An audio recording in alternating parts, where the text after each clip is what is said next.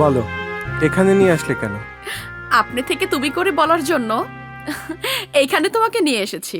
বুঝলাম না। রাজা, তুমি আমার জীবনের প্রথম পুরুষ। বীরের মতো যেভাবে আমার হাত ধরেছিলে, আমি প্রতিজ্ঞা করেছিলাম তোমাকে উচিত শিক্ষা দেব, কিন্তু আমি শিক্ষা পেয়ে গেছি। আমি আমার অন্তরে তোমাকে বেঁধে ফেলতে চাই।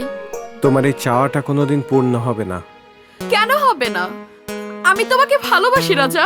দেখো কবিতা, আমি অনেক আগেই একজনের সাথে জড়িয়ে গেছি।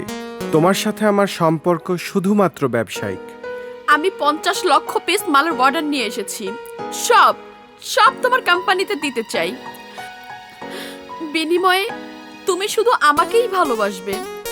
আমি তোমার ভালোবাসা ছাড়া বাঁচবো না। কেন তুমি পাগলামি করছো কবিতা? তোমাকে তো আমি আগেই বলেছি আমি একজনকে ভালোবাসি, সেও আমাকে ভালোবাসে। সে তোমাকে ভালোবেসে কিছু দিতে পারবে? আমি তোমাকে অনেক বড় সুযোগ দিচ্ছি। প্রয়োজনে আমি তোমাকে কানাডায় নিয়ে যাব।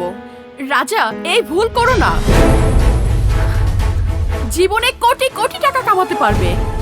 প্রেম ভালোবাসার সাথে টাকার সম্পর্ক হয় না। কেন হয় না? এইসব সস্তা প্রেমের বস্তা ভরা গল্প বাদ দাও। অর্থ না থাকলে প্রেম ভালোবাসা জানালা দিয়ে পালিয়ে যায়। আই লাভ ইউ রাজা। আমি তোমাকে ভালোবাসি। আমি তোমাকে ভালোবাসি রাজা। I love you. ছাড়ো কবিতা।